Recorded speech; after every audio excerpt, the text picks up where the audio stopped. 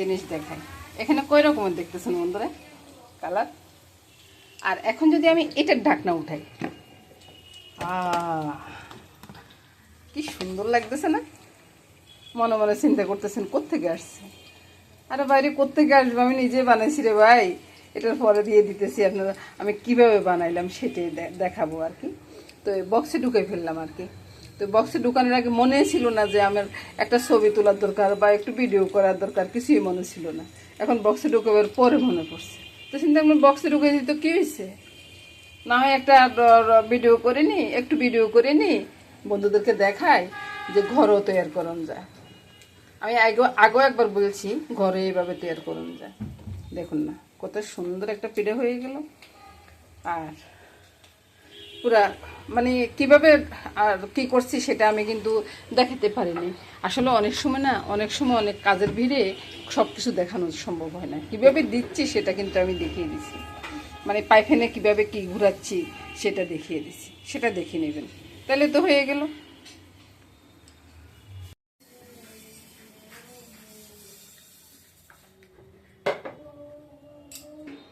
এ হলো স্যালেড গুঁড়ি আর ময়দা চিনি দিয়ে এগুলা।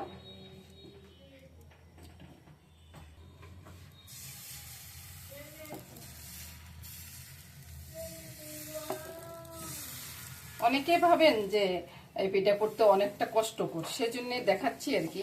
কষ্ট কিসের রে ভাই? সুন্দর করে একটা জিনিস বানাবেন, মানুষের নজর কাড়বেন, তাহলে সে না।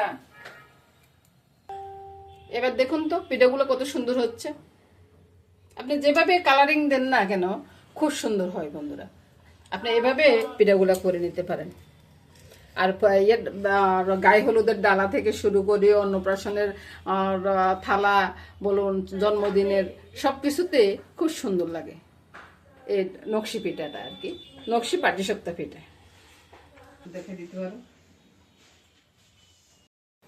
কাজ করতেছি রে ভাই, কাজ করতেছি বুঝছেন। কাজ কত রকম কি কি হয় এটা যারা কাজ করে তারাই শুধু বুঝে, বুঝলেন। তো এখন তাড়াহুড়া করে কাজ করতেছি। কি কাজ করতেছি আপনারা কি আমাকে দেখতেছেন? দেখতেছেন না। আসলে আমি তাড়াতাড়ি করে কাজ করতেছি। আমার দাদু ভাইয়ের আজকে বায়না হয়েছে যে চিকেন খাবে, তো সেজন্য চিকেনটা রেডি করতেছি বুঝছেন। যদি বেশি কিছু দেখেন তাহলে চোখটা বন্ধ করে রাখবেন। তো আমরা এমনি কথা বলতেছি আর আমরা এমনি হাসতেছি বুঝছেন। তো সে আর কি আমার অবস্থা। এখানে অন্য কিছু না, যে ভাত পড়ছে বেসিনে, তো এটার ভিতরে মামনি চিকেনটা ভিজে রাখছে আর কি। আরে আমার লোককে মামনির কথা কোনো লাভ আছে না। আমি আসার আগে আগে কাজকর্ম সব রেডি করে রাখে, তারপরে আমি এসে একটু কাজকর্ম করে দিই আর কি। এবার আমি কি করতেছি বন্ধুরা, আচ্ছা দধিটা দেখুন, দধিটার কি অবস্থা বুঝছেন। দধিটা আমি গোলান লাগে নাই, দধি নিজে নিজে গোলাই গেছে। তো আমি এখন কি করব, আমি শুধু একটু ম্যারিনেট করব। তারপরে এখানে কি কি আছে, নুন হলুদ লঙ্কা আছে, সবে দিয়ে দিলাম ডেলে বুঝছেন। তো সকালবেলা ইয়া করছি, ওই ওগুলা রয়ে গেছে। তো এখন কি করবো, আর এখানে কোনো ওই যে লেবু দিবার আর কোনো দরকার পড়বে না।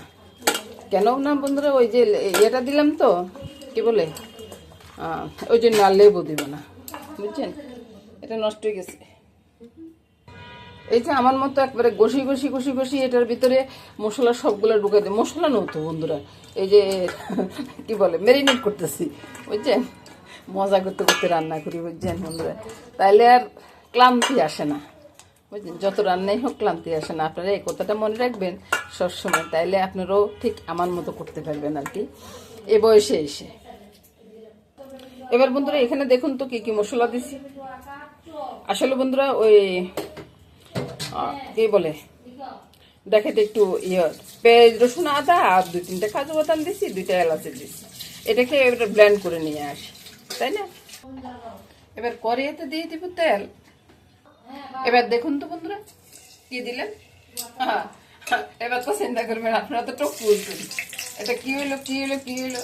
এই যে রে ভাই, এটা হচ্ছে কাজ সাজি বুঝছেন। আপনারা তো হোটেলে খাই আসেন, হোটেলে কি কি দেয় সেটা তো আর জানেন না। তো আমি অবশ্য হোটেলের মতো রান্না করি না রে ভাই, আমি অত ভালো রান্না করতে পারি না, যেতটুকু পারি আর কি সেটুকুই দেখাই। লঙ্কার গুঁড়া দিয়ে সাথে সাথে মশলাটা দিয়ে দিলাম, বুঝলেন? ওইটা কিন্তু মনে রাখবেন, লঙ্কার গুঁড়া দিয়ে বেশিক্ষণ রাখবেন না। এবার বন্ধুরা একটু কালো গোলমরিচ, বুঝছেন? আপনি থাকলে দিবেন, না থাকলে না দিবেন, কোনো সমস্যা নেই ভাই, কোনো সমস্যা নেই, বুঝছেন? তারপর স্বাদ অনুযায়ী নুনটা দিয়ে দিচ্ছি, নুনটা পরে আবার চেক করে একটু দেওয়া যাবে, কোনো সমস্যা নেই। লঙ্কার আর কোনো প্রয়োজনে নেই। আর আছে বাকি কি হলুদ, ধনিয়া জিরার গুঁড়ো, ঠিক আছে?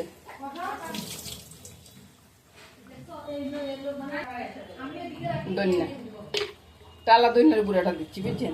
আপনার যদি কাঁচা ধনিয়া থাকে তাই কাঁচা ধনিয়া বলতে ওই যে আমরা তো টালি না আর কি, না টালি যদি ইয়ে করি তখন যাই ওইটা দিবেন আর কি।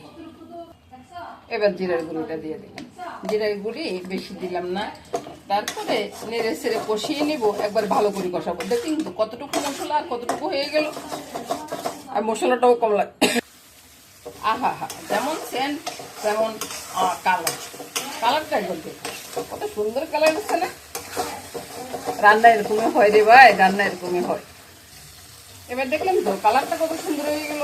এখন আমি কি করবো, এই যে এক একটা করে চিকেন নেব, চিকেনকে উল্টে পাল্টে একদিকে সরিয়ে রাখবো, আর একটা নেব, আরে খরচ না করে বাবা, এটারও উল্টে পাল্টে একদিকে সরিয়ে রাখবো। এভাবে সবগুলোর ভিতরে মিলিয়ে দিব। এবার দেখলেন তো কত সুন্দরভাবে সব গায়ে সবকিছুর গায়ে গায়ে একবার লাগিয়ে দিলাম। আর রানটা তো সেরকম আসছে, বুঝছেন?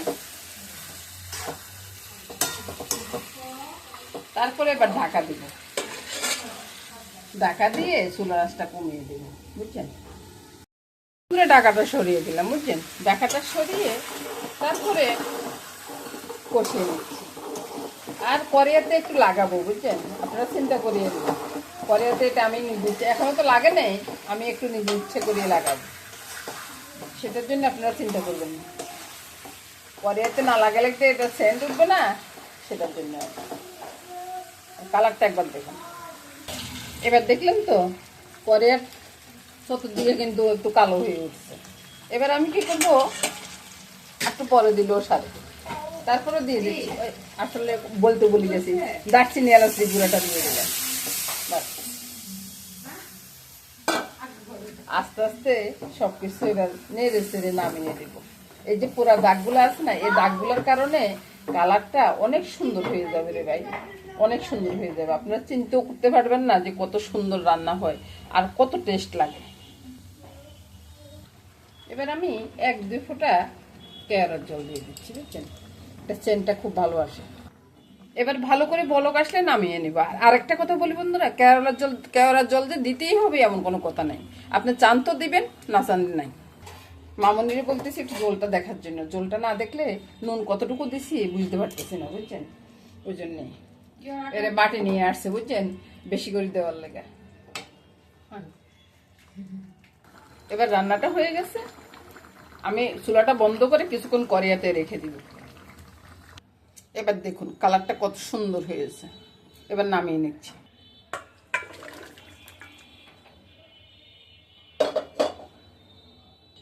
আজকে একদিকে পিঠা আর একদিকে চিকেন, কত সুন্দর হয়েছে না? যেমন পিঠাটা সুন্দর হয়েছে তেমন চিকেনটা। এ নিয়ে বন্ধুরা আজকে রান্না বান্না শেষ করলাম। বন্ধুরা নমস্কার। বন্ধুরা সবাই ভালো থাকবেন, সুস্থ থাকবেন, সুন্দর থাকবেন। বন্ধুরা এই কামনা করে আজকের মতো এখানে বিদায়। আগামী দিন আবার দেখা হবে।